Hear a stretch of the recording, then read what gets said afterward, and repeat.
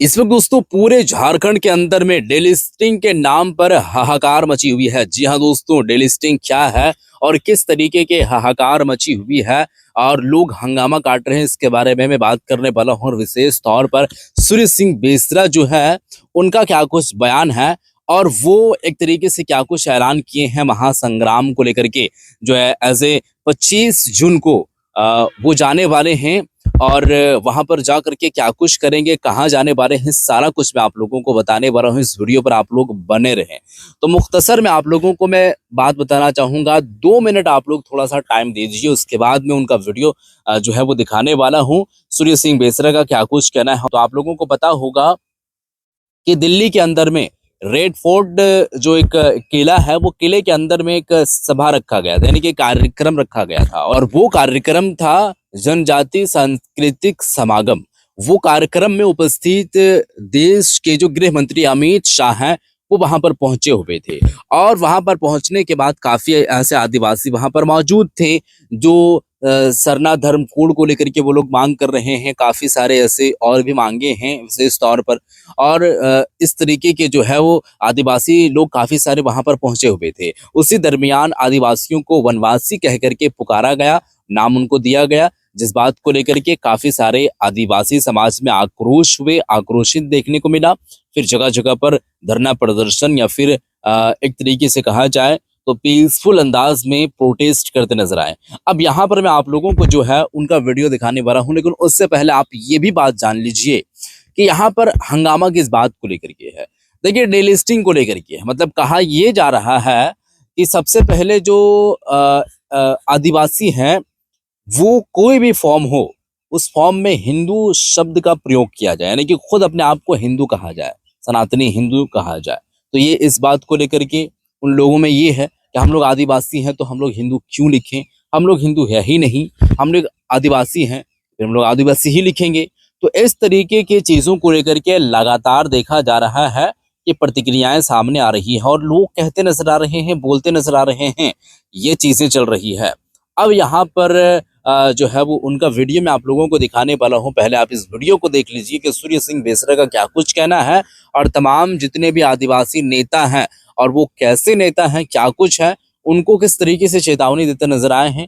आप वीडियो को देखिए, फिर हमें आगे की बातें करेंगे। वीडियो देखिए पहले आप। मुझे तकलीफ इस बात का हुआ है कि जो भारत देश के आदिवासी आपस में डिलिस्टिंग के नाम से और वनवासी आदिवासी में डिफरेंस करके हमें लड़ाया जा रहा है। मैं इस संविधान को साक्ष्य रख करके मैं आज सार्वजनिक रूप से प्रेस के माध्यम से घोषणा करना चाहता हूं कि हम लोग 25 जून को महामहिम राष्ट्रपति से मिलने जा रहे हैं और सूर्य सिंह बेसरा के नेतृत्व में पूरे देश के 700 आदिवासी कम्युनिटी के प्रतिनिधियों को राष्ट्रपति से मिलेंगे और महामहिम राष्ट्रपति से पूछेंगे, मैडम आप आदिवासी हैं कि वनवासी हैं? और आप पहली बार आजाद भारत में किसी महिलाओं को आदिवासी को राष्ट्रपति का पद लिया गया, तो इसीलिए राष्ट्रपति का पद दिया गया कि आज हमको डिलिस्टिंग करके लड़ाया जाएगा और आज हमको धर्म कोड के लिए धरना प्रदर्शन करना पड़ेगा। इसीलिए आज 25 जून को राष्ट्रपति को मेमोरेंडम देने जा रहे हैं कि ये आरएसएस द्वारा, बीजेपी द्वारा भारत को हिंदू राष्ट्र घोषणा के पहले भारत देश को आदिवासी राष्ट्र घोषित किया जाए। इसीलिए आदिवासी राष्ट्र घोषित होना चाहिए कि 5th शेड्यूल 10 राज्यों में है, मतलब ट्राइबल स्टेट। नॉर्थ ईस्ट 7 राज्यों है, मणिपुर, असम, नागालैंड, त्रिपुरा, इसमें 6 शेड्यूल है।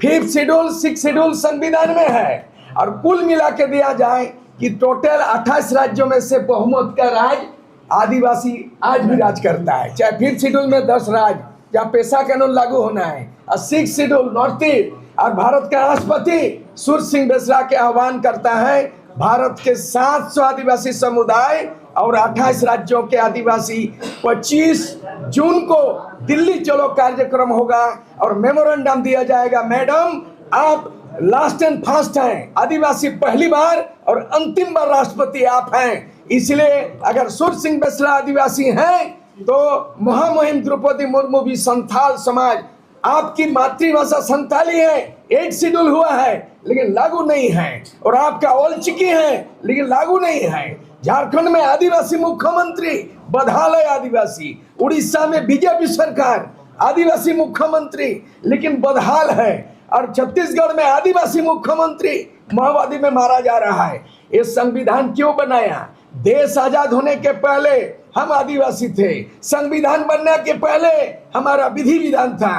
कोई भी राजनीतिक पार्टी, आरएसएस, बीजेपी, कांग्रेस आदिवासी को परिभाषित नहीं कर सकता है, क्योंकि हम शुरू से आदिवासी हैं, भारत के मूलवासी हैं, हम यहाँ के भूमिपुत्र हैं। हमारा घोषणा है कि आप जो है ना 2 करोड़ सिख को, पंजाब के पंजाबी को 2 करोड़ है मात्र, उसको आप सिख धर्म दे दिया है। आप कई लाख है बुद्धिस्ट धर्म को दे दिया है। हम 20 करोड़ आदिवासी हैं, भारत के मूलवासी हैं। हम मांगेंगे, भीख मांगेंगे। राष्ट्रपति हमारा आदमी को बैठा दीजिएगा रबड़ स्टंप बनाने के लिए, मूक दर्शक बनाने के लिए। राज्यपाल का इसमें जिम्मा दिया गया कि आदिवासियों का विकास, आदिवासियों का भाषा संस्कृति, उसका विस्थापन, इसका विकास के मामले में प्रत्येक वर्ष राज्यपाल को प्रतिवेदन देना होता है राष्ट्रपति। हम लोग हिसाब किताब राष्ट्रपति से मांगने जा रहे हैं, देश के आदिवासी एक हो। जैसे लेनिन ने, कार्ल मार्क्स ने आवाज दिया था, दुनिया के मजदूर एक हो। मई दिवस में बोला था, दुनिया के मजदूर एक हो। मैं सूर्य सिंह बेसरा, त्यागी विधायक, झारखंड के निर्माता, मैं आह्वान करता हूं, भारत देश के आदिवासी एक हो। दिल्ली चलो 25 जून को, और राष्ट्रपति को खुद पूछा जाएगा, हम आदिवासी आप गुहार करने आए हैं कि आप आदिवासी है कि नहीं है। द्रौपदी मुर्मू संथाल आदिवासी है कि नहीं। सूर्य सिंह बेसरा महली कम्युनिटी में है, मुंडा में है। भाई तमाम आदिवासी हम लोग तय किए हैं, और आज घोषणा कर रहा हूं, और कहेंगे कि हिंदू राष्ट्र बनाने का खतरा है। संविधान को बदल सकता है लेकिन आदिवासी को नहीं बदल सकता है। जहां तक डिलिस्टिंग का सवाल है, यहाँ भारत का संविधान में जब तक आर्टिकल 25 रहेगा कि फ्रीडम ऑफ रिलीजन, धर्म की आजादी, स्वतंत्रता, तब तक कोई आदमी भेदभाव धर्म में नहीं कर सकता है। हम आदिवासी सबको गले लगाते हैं, हिंदू, मुस्लिम, सिख, ईसाई गले लगाते हैं। हमारे ऊंच नीच नहीं है, भेदभाव नहीं है। लेकिन आज हम आदिवासी को वनवासी कहता है, झारखंड को वनांचल बोलता है, और हमारा धर्म को सनातन बोलते हैं। हम सनातन नहीं है। हम राष्ट्रपति से पूछेंगे कि आपको विशेष अधिकार है। आप किसी को फांसी होती है, सजा सुप्रीम कोर्ट, तो मुहिम राष्ट्रपति को अधिकार है, फांसी के सजा को माफ कर सकता है। आज हमारा आदिवासी फांसी से ज्यादा संकट में पड़ गया है। फांसी माफ हो सकता है तो क्या आदिवासी को आज हम भीख मांगेंगे आजाद भारत में, गुलाम आदिवासी?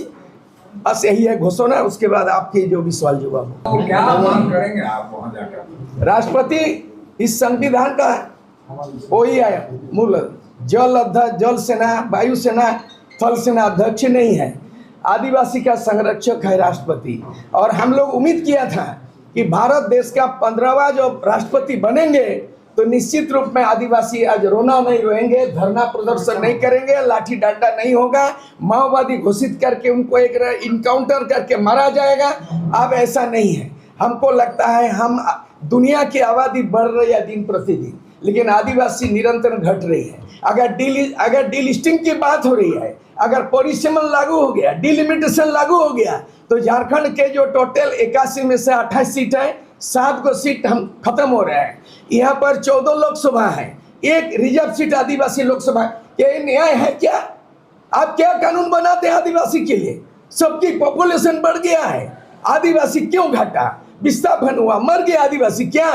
भारत देश में हम सबसे मालिक हैं, यहाँ का भूमिपुत्र, लेकिन जनसंख्या में हर 10 साल में जनगणना होती है, हर 10 साल में आंकड़ा देख लीजिए। आज आदिवासी घटते घटते 26%, और अभी अगर नया ये होगा सेंसस होगा तो 20-22% आ गया, और हम 28 हैं आदिवासी अपना बात बोलने के लिए झारखंड में। उसको अगर परिसीमन लागू हो जाएगा इसी 2026 में, तो 7 को आदिवासी सीट सामान्य हो रहा है। दूसरी चीज है, यहाँ पर 2029 में बहुत सा बदलने वाला है, इसलिए हमारा सीट क्यों घटेगा? लोकसभा बढ़ना चाहिए, बढ़ रहा है, लोकसभा 850 लोकसभा हो रहा है, आदिवासी का सीट क्यों घटेगा? एमएलए का सीट बढ़ना चाहिए, क्यों घट गया? दूसरी बात, राज्यपाल क्यों मुक्त दर्शक है? प्रत्येक साल उसको प्रतिवेदन देना है संविधान में, और राष्ट्रपति उसका कमीशन बैठाएंगे। हमारे आदिवासी के लिए एसटी कमीशन बना हुआ है, और पूरे देश के अंदर में 47 ट्राइबल पार्लियामेंट में है। इस बार महिला नीति बनाए, आरक्षण नीति जो 2029 में लागू होगा, उसमें बोला सार्वजनिक रूप से महिलाओं को आरक्षण 33 कर दिया। लेकिन इस संविधान में आर्टिकल 330 में प्रोविजन है कि एसटी एससी महिला आरक्षण में क्यों नहीं रखा गया महिला आरक्षण। तो जी हाँ दोस्तों, वीडियो तो आप लोग देख चुके हैं और इस वीडियो को देखने के बाद आप लोगों को क्या लगा? सीधे तौर पर यही है कि ये बिल्कुल भी असंवैधानिक है, बिल्कुल भी एक्सेप्टेबल नहीं है। मैं एक्सेप्ट बिल्कुल भी नहीं करूंगा, और तमाम जितने भी आदिवासी हैं वो लोग कतई नहीं करेंगे। वो लोग वनवासी कैसे हैं? वो लोग एक आदिवासी हैं, वनवासी उन लोगों को कैसे कहा जा रहा है? तो ये चीजें हैं। बाकी के बाद जो है वो हिंदू क्यों कहा जा रहा है, जब वो लोग हिंदू है ही नहीं तो हिंदू क्यों कहा जा रहा है? इस तरीके की चीजों को लेकर के लगातार इन लोगों का मांग है। और मैं अगर आप लोगों को बात बताऊं तो यहाँ पर जो द्रौपदी मुर्मू जी है, उनसे मुलाकात करने के लिए 25 जून को पर्सनली जाएंगे सूर्य सिंह बेसरा, और वहां पर जा करके वो बात जो है वो कहेंगे। वो खुद आदिवासी समाज से ताल्लुक रखते हैं। ये बात जब वो उनके सामने कहा जाएगा तो फिर क्या कुछ प्रतिक्रियाएं निकल करके सामने आएगी, उनके तरफ से क्या कुछ बयान दिए जाएंगे, वो एक बात देखने वाली होगी, सुनने वाली होगी। कैसे जो है वो चीजों को जो है वो देखा जा रहा है। जो अभी इस तरीके के बयान वायरल हो रही है, और जब देश के गृह मंत्री अमित शाह के बयान के बाद जब आक्रोश हुए हैं और जगह जगह पर प्रोटेस्ट कर रहे हैं या मांग कर रहे हैं कि हम लोगों को ऐसा क्यों कहा गया है, सबसे पहले वो अपने शब्द को वापस ले। तो ये चीज को लेकर के अब लगातार तूल पकड़ता जा रहा है, और लगातार प्रतिक्रियाएं सामने आ रही है, और लगातार लोग बयान दे रहे हैं। अब यहाँ पर देखने वाली बात होगी कि जब 25 जून को द्रौपदी मुर्मू जी के पास में वो जाएंगे तो फिर क्या कुछ बयान सामने आएगा। फिलहाल के लिए दोस्तों, ये जो डिलिस्टिंग को लेकर के मामला चल रही है, ये जो आदिवासी सरना सनातन ये एक चीजें जो चल रही है, वो शायद आप लोगों को पता होगा और आप उस चीज को जान रहे हैं। तो इन सब सारी चीजों को लेकर के आप लोगों का क्या कुछ कहना है और किस माइंडसेट से आप इसको देखते हैं, वो कमेंट सेक्शन में कमेंट करके जरूर बताइएगा, और इस वीडियो को शेयर कर दीजिएगा। मिलते हैं फिर एक नई वीडियो के साथ, तब तक के लिए खुदा हाफिज़।